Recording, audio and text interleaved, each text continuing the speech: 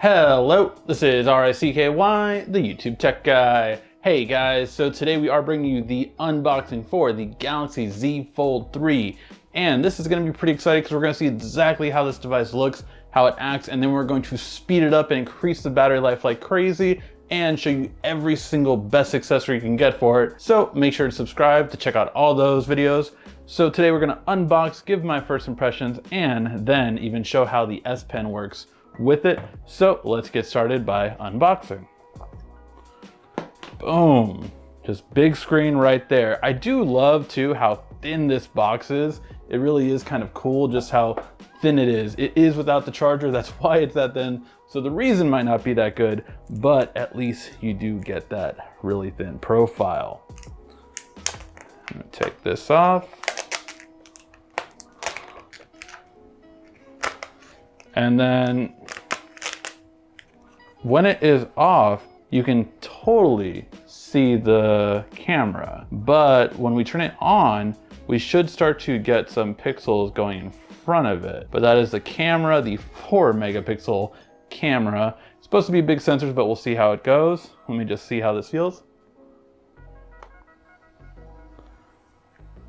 Ooh. So right away, I will say the closing takes a little bit more force at first, this hinge. And then as soon as you completely close, like get past this point, very easy. Like very easy, like too easy, I feel like. I don't know, that felt kind of like weird to me. And there you go, you can kind of see it if you look hard enough on the camera right there. But it does get out of the way for the most part. You can kind of see in certain light, but I do like how that looks. Again, this is a 7.6 inch display. And then you have the front display right here. Still very narrow. I did wish Samsung would have made it a little bit wider. And then there's that back. Simple, sleek, very slippery. So I'm glad we're gonna put a case on it.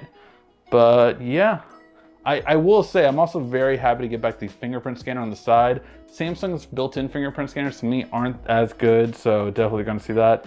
And does it have that film? So I believe it does have that film again, which Samsung tells you not to take off. You can have them take it off so it'll feel better. But I will say it's not as bad right now. Where it gets bad is down the line. I remember I took mine off after about 3 months because it just felt horrible and it started bubbling. So at that point it was just like, okay, let me take this off. But don't worry, because I do have a better one than one Samsung provides coming to you in another video. And then what else do we have here? I'm guessing just the cable, and that's about it. Yep, SIM card removal tool. And then the cable. Interesting, a little bit different from the normal. It's kind of like a flatter, no, it's still circular. But yeah, very basic cable Samsung gives you. And then the paperwork, and that's it. That is all there is to the box. So not that much, as we can see.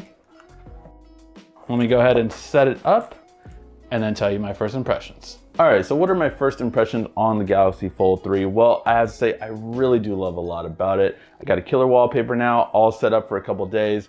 Really, really good. I will say I love the S Pen, but it should be inside. I don't care, make it thicker. We don't care. That means better battery life, which is, by the way, horrible out of the box. Definitely check out my tips and tricks video that's coming up because that does improve the battery life dramatically. So you want to check that video out. I will say that when it comes to the pens, you definitely want to get the smaller S Pen for the Fold. The bigger one is just too big. It just does not, it's too much. It's bigger than the screen basically, and it just needs to be more proportional. This one is the one that's really good to get. However, I will say that the case that comes with it is horrible. Do not get that case. That case should be recalled. Really annoying, very just tedious for sure. And there is a much better one that I will be showing you, so subscribe to see that. Overall, again, bad battery life coming out the box, amazing multitasking, really great once everything is set up properly. Like I had to fix Twitter already, you guys saw the video on that. And there are things that you need to know when going into it. So we're gonna have a lot of work to do, but once we get it right, I think we're gonna have a really good phone. The camera quality is okay like I thought. Day shots are awesome. That selfie is horrible though. It really is, especially in low light. I mean, geez. But the benefit of this phone, at least for selfies, is that you can actually take it with the rear camera, and that makes it really well off. So overall, I think this is gonna be a phone that if you liked the idea of a foldable or you want something different from a smartphone, you should get it, but know all the drawbacks going in, and we'll go over all the positives and the drawbacks in the upcoming videos. Thank you as always for watching. This has been RICKY, the YouTube Tech Guy. Thank you so much again for watching. Make sure to subscribe, like, and comment down below. Also, follow us on social media at YouTube Tech Guy, and check out some more great tech videos on your screen right now.